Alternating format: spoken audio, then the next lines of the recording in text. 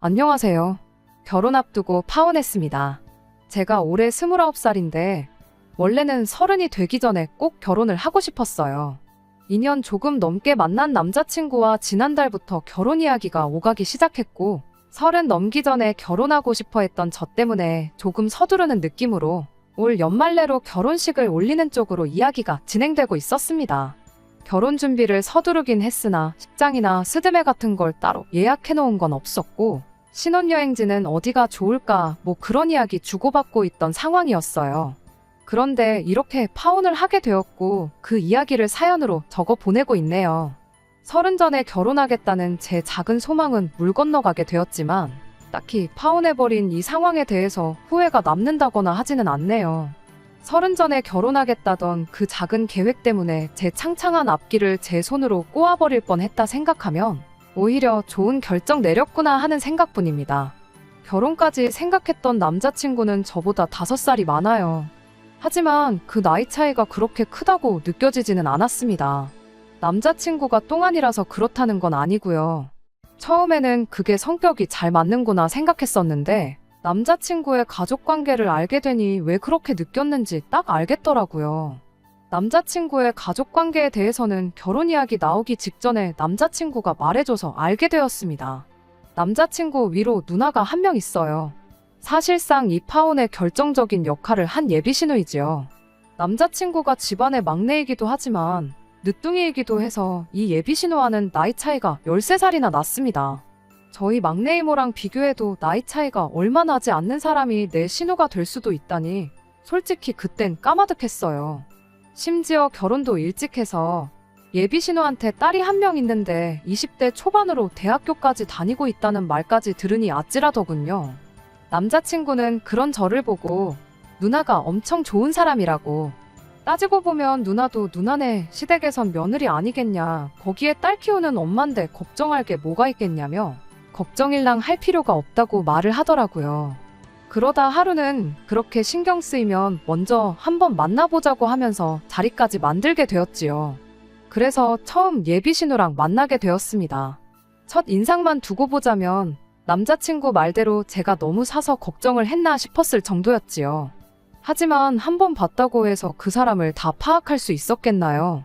그 자리에는 예비신우뿐만 아니고 예비신우의 딸, 그러니까 예비시 조카도 같이 나왔었어요. 예비신우가 딸한테 너 맨날 언니 있으면 좋겠다고 했었잖아 하면서 저랑 친하게 지내라는 식으로 이야기를 했지요. 쭈뼛거리는 게 내성적인 성격처럼 보이긴 했는데 그래도 또 요즘 애들이라고 하고 싶은 말은 다 하고 자기 의견 말하는데 거침이 없던 아이였어요. 아무튼 그날 저도 예비신우한테 제 소개를 하면서 제가 일하고 있는 회사라든지 이런저런 이야기를 나누게 되었는데 예비시 조카가 저희 회사 이름을 듣더니 눈이 반짝반짝 빛나더라고요. 알고 보니 예비시 조카가 학교를 관련 전공으로 다니고 있었고 또 저희 회사가 그쪽 방면에서는 이름이 있는 회사다 보니 당연히 관심이 있을 수밖에요. 예비시 조카도 졸업하고 나면 저희 회사 다니고 싶다며 저보고 참 부럽다고 하더라고요. 그런 자기 딸을 보고 있던 예비신우가 저를 보더니 참 잘됐다고 하면서 저보고 우리 딸 졸업하면 올케가 힘 좀 써주면 되겠네, 우리 딸 취직은 믿고 맡기면 되겠나 하면서 말을 하더라고요. 그 전까지는 누구누구씨 하고 확실히 거리를 두고 불렀는데 예비시 조카랑 회사 이야기 몇 마디 주고받고 나서는 저를 올케라고 부르기 시작했지요. 제가 저희 회사에 몸담은 지 햇수로 5년 차이긴 하지만 5년 차가 뭐 사장도 아니고 이제 막 대리직급 달고 회사에선 아직도 막내나 다름없는 취급받고 일하고 있거든요. 그런데 제가 뭐라고 감히 누구를 취직시켜주고 그럴 힘이 어디 있겠어요? 당연히 농담이라 생각했고 진지하게 받아들이지는 않았어요. 그렇다고 막상 그 상황에서 안 된다고 정색해버리면 괜히 제가 분위기에 찬물을 끼얹는 게 아닌가 하는 생각도 들었고 해서 둥글둥글 돌려서 제가 도와줄 수 있는 게 있는지 한번 알아보겠다 뭐 그런 식으로 대답하고 말았어요. 예비시 조카도 그런 예비신우 보고는 요즘 세상이 어떤데 그게 가당키나 하겠냐고 기대도 안 하던 눈치였고 남자친구도 저한테 너무 부담 주지 말라는 식으로 예비신우한테 한마디 했지요. 그 뒤로는 별다른 이야기가 없었고 분위기도 좋게 자리가 마무리되었고요. 그 뒤로는 예비 신우랑 따로 만나거나 할 일은 없었지요. 결혼 준비 시작했다고 해서 매일같이 예비 시댁에 눈도장 찍으러 다니고 그럴 필요는 없는 거잖아요. 당장 결혼식 연말에 올릴 생각하면 하루가 바쁜 시기였으니 더더욱이 그런 데다 시간을 쏟고 싶지는 않았어요. 남자친구도 결혼 허락 받은 뒤로는 저희 집에 따로 인사하러 오거나 그러지도 않았고 사실 그럴 필요도 없었고요. 그렇게 남자친구랑 짬짬이 시간 내서 결혼에 관련된 거 알아보고 뭐 그런 식으로 데이트를 하고 그랬지요. 그런데 하루는 모르는 번호로 저한테 전화가 오더라고요. 원래도 제가 모르는 번호로 오는 전화는 거의 받지 않아요. 일부러 전화를 안 받았는데 같은 번호로 계속 전화가 오는 게 그냥 광고성 전화가 아닐 수도 있겠다 싶어서 결국 전화를 받게 되었습니다. 전화의 주인공은 예비 신우였어요. 안 봐도 뭐 남자친구가 제 전화번호를 알려줬겠지요. 어떻게 제 번호를 알았는지는 궁금하지도 않았지만 전화 내용 자체는 참 당황스럽고 어이가 없는 내용이었습니다. 이미 전화 받자마자부터 왜 이렇게 전화를 안 받냐는 식으로 짜증을 내기 시작했거든요. 처음 봤을 때랑은 180도 다른 말투로 계속 저를 다그치더라고요. 그때 알아봐 주기로 했던 우리 딸 취직 자리는 어떻게 돼가고 있는 거냐고. 약속을 했으면 가타부타 진행 상황이 어떻게 돼가는지 보고를 해야지. 3주 동안 아무 연락도 없을 수가 있냐며 성질을 내더라고요. 그때 그냥 농담 삼아 지나간 이야기로 알고 있었는데 예비 신우는 마치 제가 예비 신우를 취직시켜주겠다는 식으로 그걸 진심으로 받아들였었나 보더라고요. 그런 질문을 들으니 솔직히 뭘 어떻게 대답해야 하고 어디서부터 설명을 해야 할지 막막했어요.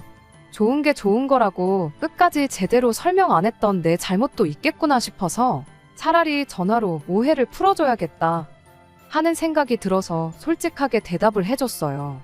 제가 인사권이 있는 것도 아닌데 취직시켜주는 건 불가능하다고요. 자칫 제가 괜히 일자리 알아봐준다고 여기저기 까불고 다녀봤자 역효과만 날 거라고 말해줬죠. 그 순간 올케로 바뀌었던 제 호칭은 그 말이 끝나기 무섭게 다시 누구누구씨로 바뀌어 버렸어요.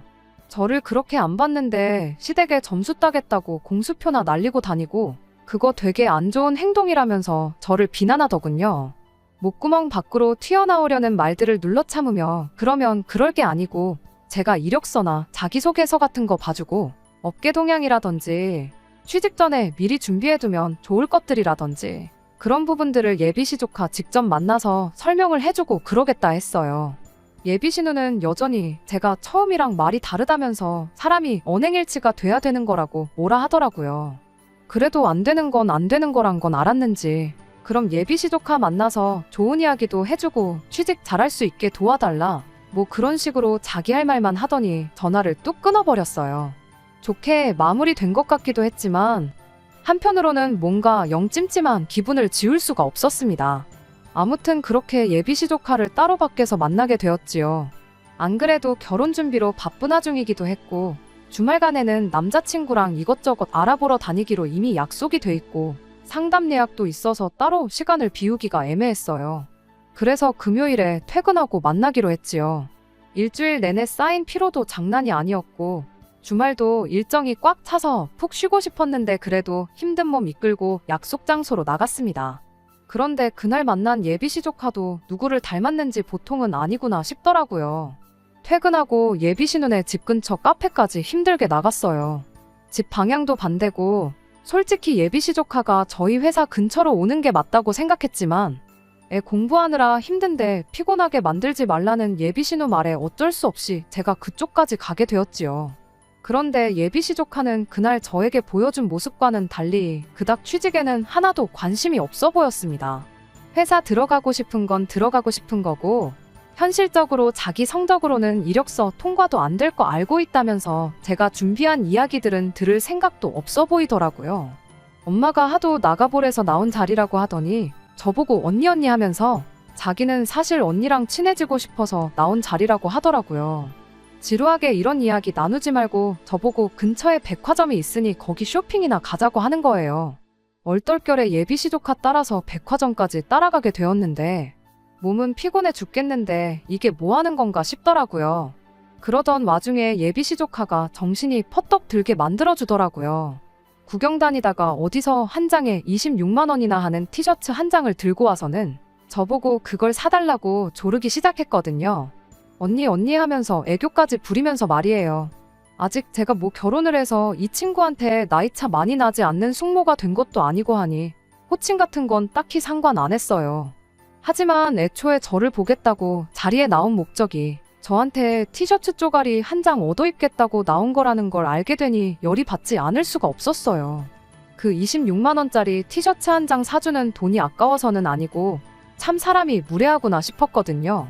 지치고 피곤했던 제 몸 상태는 둘째치더라도 저는 최대한 도움을 주기 위해서 이것저것 알아보고 왔던 상황이거든요. 실제로 성적표가 안 좋아도 관련 자격증이라든지 공모전이라든지 외국어 실력 같은 것만 가지고도 회사에 취직 성공해서 다니고 있는 직원들도 몇 있어서 어떻게 준비하는 게 좋을지 그 사람들 붙잡아가며 물어본 고생까지 생각하니 저도 모르게 터져버리고 말았어요. 그렇다고 제가 욕을 했다거나 그런 건 아니에요. 말이 좀 세게 나가긴 했어요. 정신 차리라고 바쁜 사람 불러다 놓고 이러는 거 솔직히 보기 안 좋다고요. 이러나 저러나 결혼하게 되면 내가 아가씨 언니가 아니고 숙모가 되지 않겠냐 하며 호칭도 한번 정리를 해줬어요. 그리고 여기서 이럴 게 아니고 나도 해야 할 건 해야겠다고 예비시조카 백화점에서 데리고 나와 근처 카페로 향했습니다. 그리고 원래 목적대로 알려주기로 한 것들 다 설명해줬지요. 따놓아야 할 자격증이나 영어시험 점수라던가 해서 제가 알아온 것들 하나씩 설명해주기 시작했어요. 그런데 예비시조카는 관심이 전혀 없다는 듯 너는 떠들어라 하는 식으로 지루한 표정을 짓고는 핸드폰으로 아까 보던 옷 구경이나 하고 있더라고요. 그래서 또 한마디 했어요. 내가 여기 나온 거 너네 엄마 부탁으로 온 거다. 우리 회사에서 일하고 싶다고 말한 건 너 아니었냐. 이러는 거 진짜 예의 아니고 그런 식으로라면 우리 회사는 커녕 그 어떤 회사도 취직 못할 거다.